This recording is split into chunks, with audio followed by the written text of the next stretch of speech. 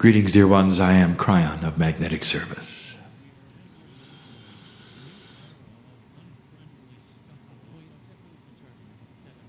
Again, we are here in a way that may seem strange to many. I want you to get used to hearing this voice.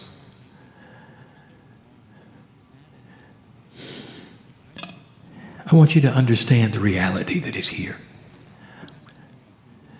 You would ask yourself, human being, is this real? You might say, Kryon, I'm having a hard time believing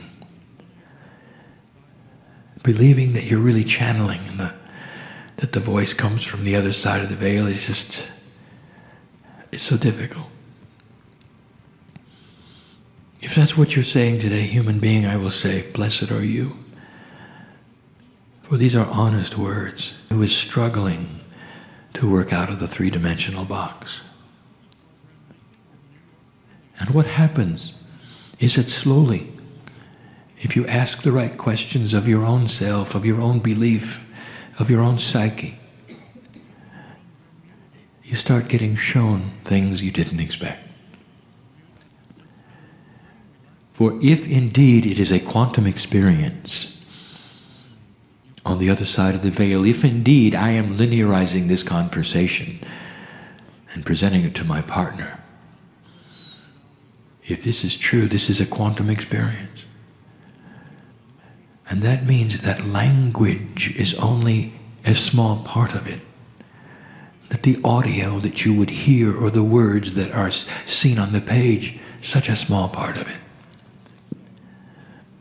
We have spoken of something called the third language. This third language, identified some time ago, is not a language in linearity, which is the third one. It is a language of the catalyst of the three. We use the three in numerology to represent a catalytic action number. That is to say that all of you have the ability to receive what is being given at a level which is quantum and not language, and not words on a page. Even the reader of this particular message can ask for a quantum experience and be in the session with those who are in the session.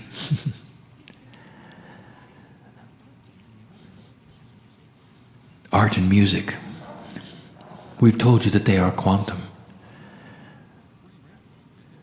We have told you how you could go into the Louvre, and watch a painting. That you can immerse yourself so completely that you can see and feel the artist creating it. That you become one with the creator of the painting. So much is there that is not for the human eye. And this is the one who appreciates the art. Music touches your very soul. All of the notes playing together in unison, in harmony. It is one of the only arts where all of that can be presented together and there's no limit to the number of musicians on a stage. But you can't do that with speech, can you? No limit to the number of colors on a palette. You can't do that with speech, can you? There's a little bit of quantum in everything, if you look.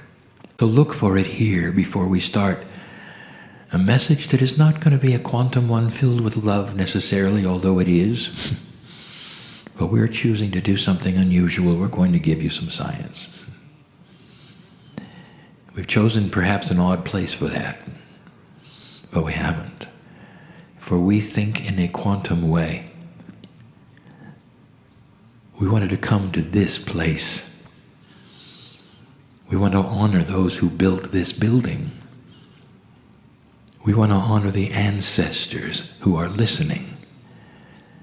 We've come to a very quiet place in the stillness of a Southwest in order to give a message of clarity, of purity, so that others will also receive it in that fashion. But it's not about the message at all, is it? It's about the delivery. It is about the energy of where you sit. It is about the preparation that we give my partner sitting in this place. And so we will. When we give a scientific message, when we give suggestions, I ask my partner to go very slow. Some of this has been revealed to him and some of it has not. I ask him to proceed slowly, for it will be seen and read clearly, and much will be seen around it. For what follows in this message is not just esoterics. There will be a practicality, and there will be physicists looking at it. And that makes my partner nervous. It is not going to be complex. For even the one sitting in the chair who doesn't understand science will still receive what they need to receive through the third language, and will understand why these things are being given. And all through this, the entourage which is poured into this place, which represents the ancestors of all of you, resounds even with the builders of this building, of the consciousness that allowed it to be planned so many years ago, for the display of ceremonies that it has on a regular basis, and what that means to the earth and the land, to continue to hear the ancients giving the sounds that they have given for so long. All of this wrapped into this building, into this place where my partner gives a message of science. Not necessarily a long one, but one which you have to hear.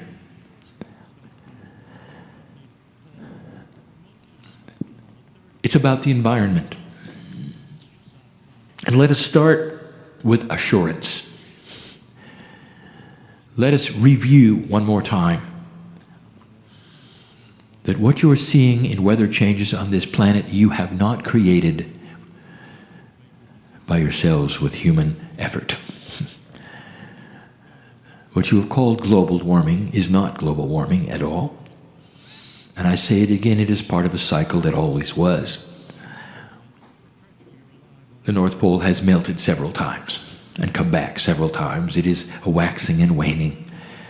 The water evaporation cycle, it has been here before. It is here sooner than expected, and that is alarming. If you were to ask Gaia, the actual energy of Gaia right now to come into this place, Gaia would give this message: humans have not caused this. Could it be any clearer? And I give you this information so there would be no alarm sounded of things that you would have to change drastically and dramatically. Now, at the same time I would say that, I would say this: there is a mandate to change your energy. What you put into the air is significant, for it is a hazard to your health. What you put into the air hurts humanity, not necessarily Gaia.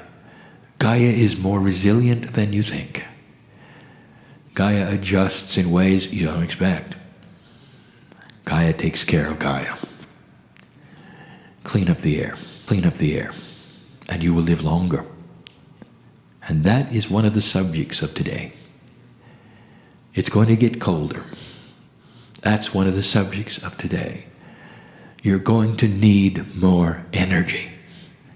That is the subject of today. And we have given you the steps of creating energy easily. And we've given you advice in the past. And one of them we wish to revisit. For it's time for you to think out of the box of three-dimensional when it comes to some of the things that we have discussed with you. You think in a straight line. You don't think past necessarily certain things that you assume. At the same time I give you this information, I will also tell you that this particular information is already known on the planet. Known on the planet. It is the way of it. We do not give you something that has not already occurred to a human being. Free choice is what we have told you is the operative word. Even in science, this must have occurred, and a human being must have had a situation where they're actually aware before we will give you a message like this. And the reason we do it is because one human being aware sometimes could do nothing about it. But the thought is given. When these thoughts are given to humanity, they normally land on the planet in more than one place. That is to say, epiphanies of discovery happen all at once, usually 3 to 4 times, in order to assure that they will not be lost. And so I am going to add this voice. There is tremendous energy available from the earth for free. It is energy available from the earth for free. It is not free energy, for you have to build an extractor to get it. But it's everywhere. Absolutely everywhere. It is called geothermal energy. And it goes like this. Below your feet, not very far, not really. It's hot. Hot enough for you to drill down and create steam. If you can create steam through natural process of thermal energy of the planet, you can drive turbines and create electricity. That will create heat.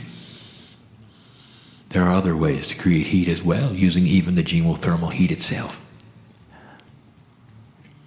You're fond of steam engines, and you've been using them very, very long time, and you continue to. Today's nuclear reactors are simply very, very expensive steam engines. For you heat water, you create steam, and you drive turbines. So we are giving you something to think about. For nuclear power, as good as it is not clean. There is a side effect. And you know what it is. For there are waste products which are dangerous, and you know this. As clean as it is, there is still something you have to dispose of. Geothermal, there is no thing you have to dispose of. But it is dangerous. And now we open the discussion. If you can drill approximately 5 kilometers down, you will find enough heat. Now 5 kilometers to you is not that far in a straight line along the surface of the earth. Many of you walk that distance to school and work. It's not that far. But if you're going to drill down technically, it becomes difficult and dangerous. Not just dangerous for the driller, but dangerous for the planet. On the way down, through the crust of the earth, to the 5 kilometer mark, you go through pockets that you might know are there, releasing gas perhaps, releasing fire perhaps, releasing water perhaps. If nothing else, sometimes you interrupt what we will call the integrity of the lubricant of the shale itself. And what I'm saying here is you might even advance the potential of an earthquake, all by drilling down only 5 kilometers. And so I'm going to give you the answer. And now I'm saying, think out of the box. All along you're thinking that you're going to drill down and put a pipe with water in it. What if I told you you only had to drill down a fraction of that distance, and you could find enough heat to boil? And you'd say, impossible. Oh, it exists over the hot spots of the earth, but you might know it doesn't exist in most of the places we're asking you to drill. Well, it will work if you don't use water. It's time to marry the highest technology that you have on the planet with things you didn't expect to meet. And this is thinking out of the box. This is becoming a little more quantum, seeing the entire picture instead of just seeing what you think it should be. There are solutions, and you know what they are, and they're elegant, that will boil at a fraction of the temperature that water will. And this is the answer.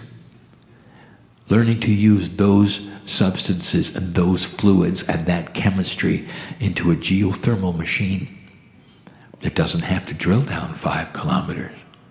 How about 2? And we tell you this because you're going to need to do this. And if you do it, and if the advice is followed, you'll find that the timing and the synchronicity of discovery is at hand. That is to say, you will understand these things will fall together. You will get the steam engine, and it won't take 5 years to build, and it won't be 5 years to build, and it won't be dangerous, and you don't have to cover it with a shell. Much easier. It won't belch smoke. It won't pollute. And you don't have to worry about being next to it. And it'll drive electricity. And you're going to need to heat homes and businesses. Because eventually, it's going to get cold. That's number 1. We're going to give you one other invention. Now, this also has been presented on the planet. This has been thought of and not acted upon. This actually is not all that new. But I will tell you that there is a situation at hand where it was inappropriately purchased and pocketed. So I'm going to give it to you. The public can see it, and anyone with synchronicity who listens to the message and reads the words will understand it. Even you sitting in the chairs will understand it. And the scientists and the physicists will then have to implement it.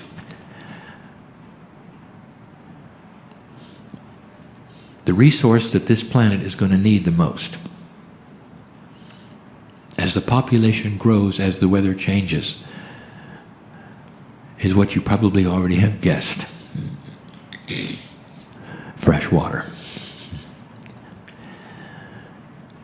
Already it's becoming scarce. You will notice the snow is falling in the wrong place. The reservoirs are built for the old energy with the old weather. The aqueducts are built for the old energy and the old weather, and all the snow is falling in the places that are not obtainable for fresh water. Obtainable for fresh water, and that will be the way of it. As the populations grow, scarce it becomes. And there is one answer.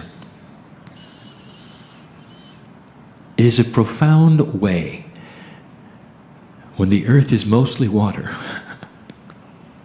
to use the sea and the ocean. The ocean, of course, is not fresh water. And so you have to ask how to extract the salt. Desalinization exists today in a very inefficient way. Large amounts of water have to go into vats of containment and sit there, or large amounts of energy are used to heat the water. In various ways, various attributes, various systems, some of them steam, some of them not all requiring heat to take out the salt. It takes a long time, it's expensive, it's not efficient. It is not tenable to desalinate for an entire city. Only in places that simply have no fresh water at all is it used. So inefficient is it. Now I'm asking you to think out of the box, and I'm going to give you the answer. My partner, I want you to go slow here. Most of the cities on earth, of all of the countries on earth, the largest ones are on the coasts near the water.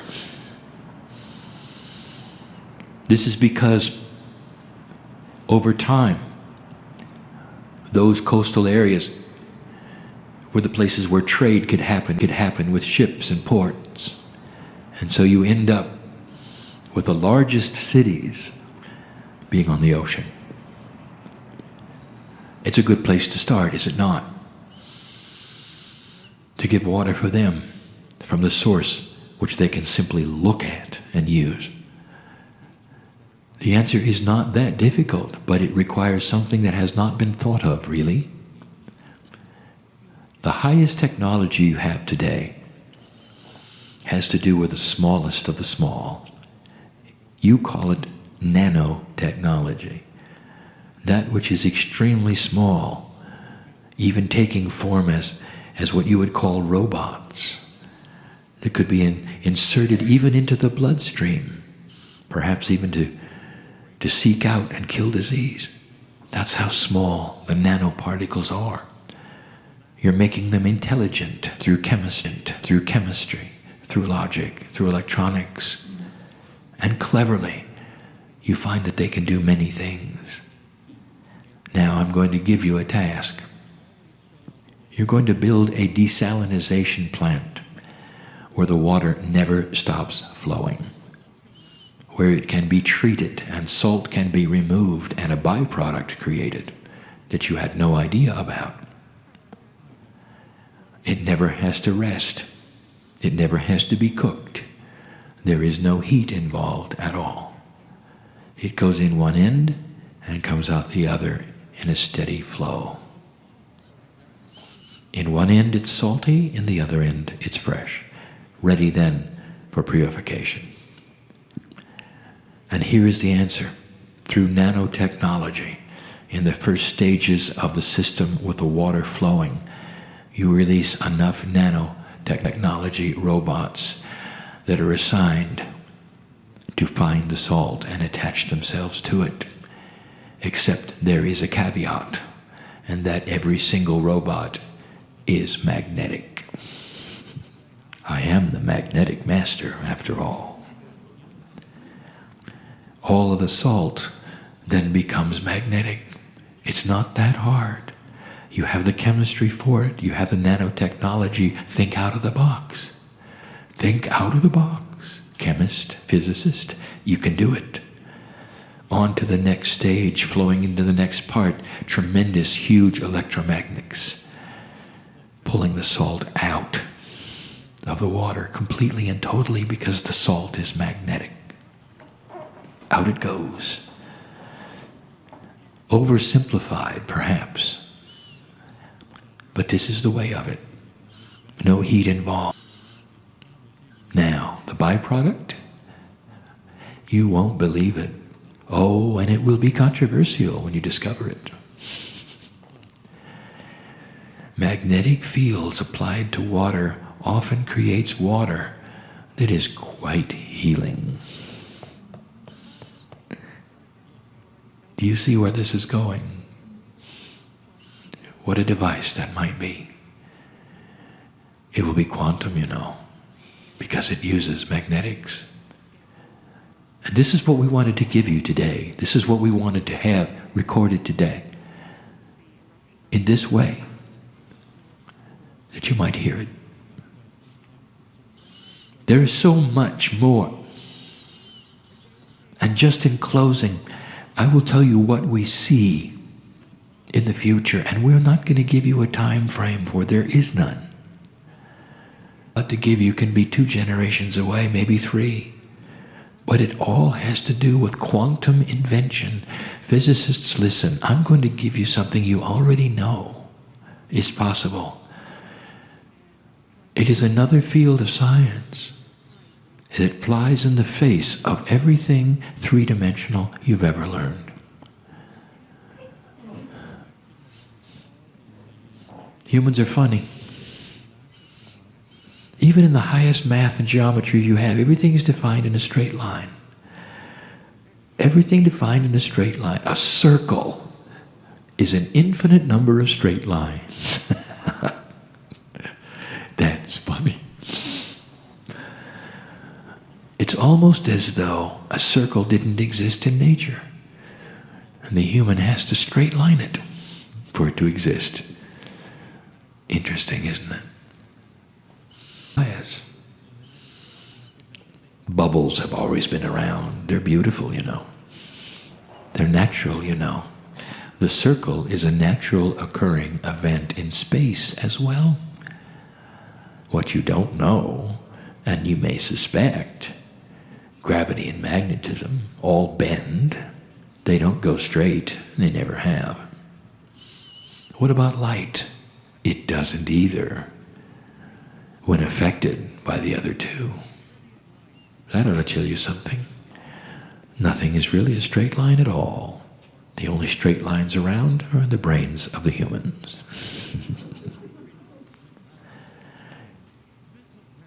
You're not using the right kind of math either, and we've told you that. There is an elegance of math that is quantum. And if I begin to tell you about it, even in the simplest terms, I'm overly complex. Quantum math uses something that is going to be discovered, and we're going to give it a name, and that's going to be influential numbers. Numbers that exist not with empirical values, but with values that are influenced by the numbers around them. 4 is not a 4. 4 is modified because of the numbers that sit next to it. In a formula, in linearity, in counting, each time a formula is manufactured in a quantum state, looking for a solution, all of the numbers are modified by the numbers next to them. They're influential numbers. The 4 is affected by the 5. Reduced maybe by the 3.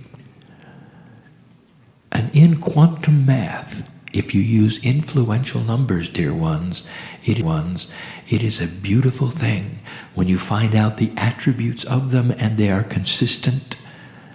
You will then have the formula for a circle being a whole number, not an irrational number at all. It won't be pi. It'll be pi solved. We ask the physicists to work it backwards if you have to get a whole number of pi. That'll give you a hint at what has to be done. Imagine mathematics with influential numbers,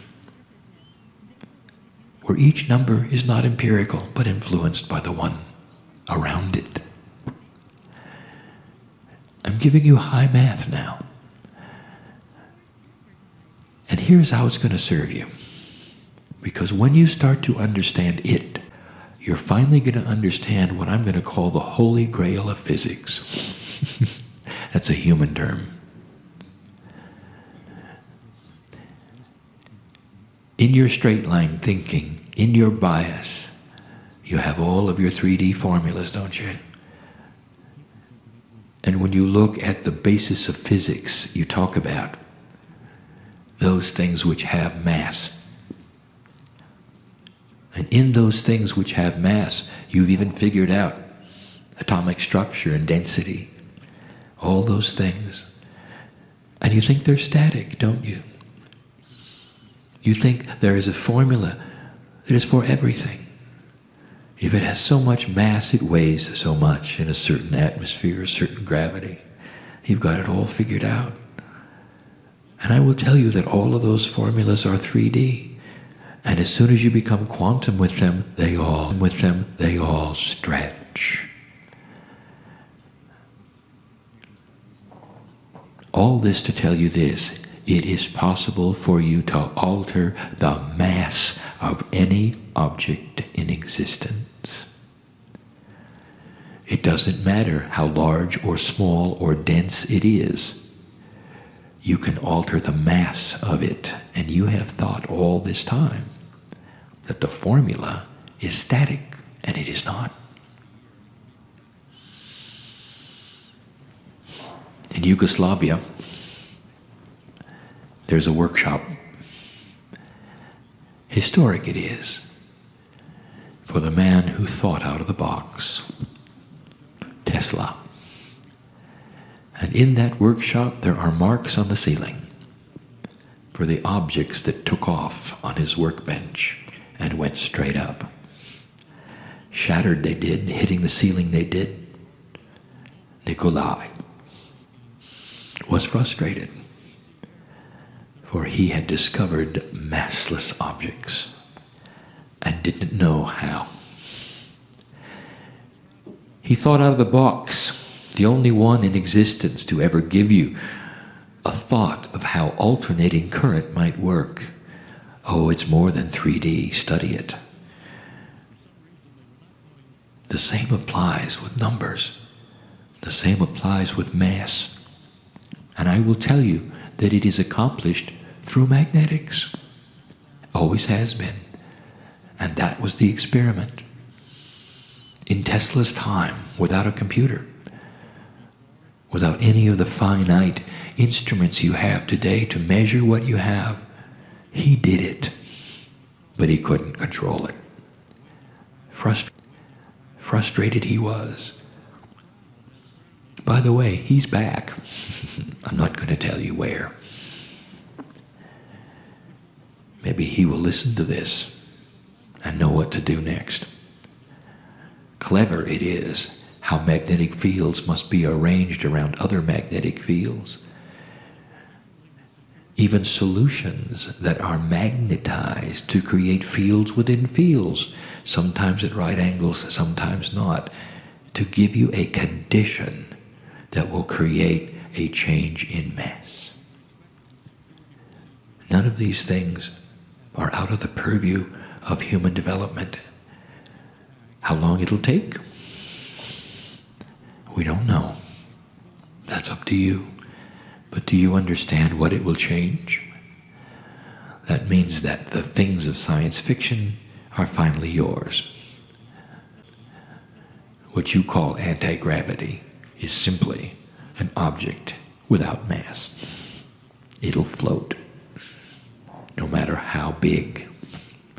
It's doable. It's in all of your science fiction movies. Maybe it's time to implement it. Crying, why do you give us these things? And with this we close.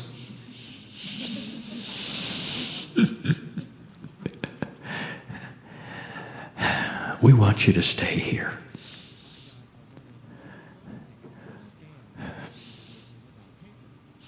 Give it in love. We want you to stay here. And you're not going to have much luck with that unless you start thinking quantum. Unless you start accelerating the inventions and put some of the politics out. For the countries which must do this are the ones that have the highest technical abilities.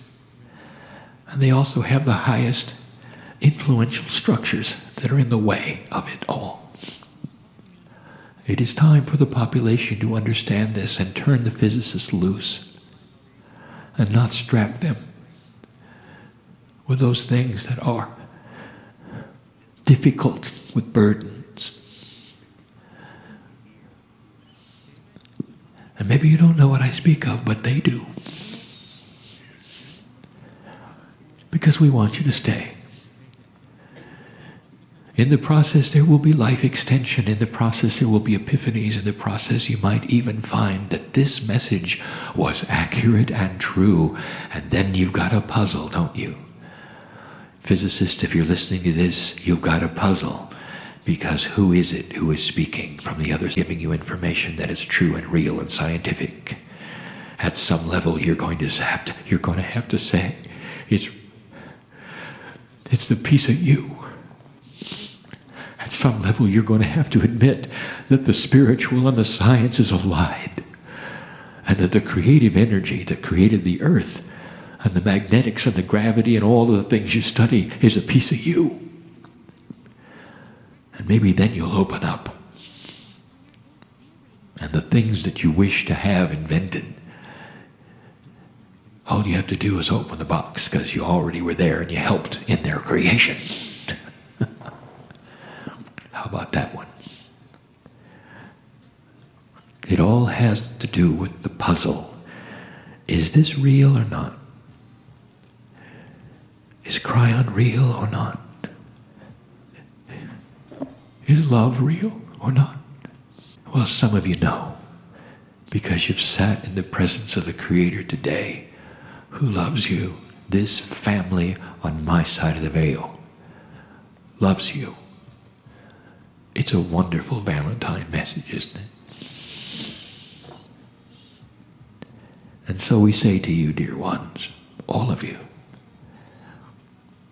that all of the things that we talk about, whether they're scientific, whether they have to do with your Akash or your soul, the higher self, all of those things, there's only one purpose. To make the life you are living on this planet easier. For you to discover the compassion that is the glue that puts you together.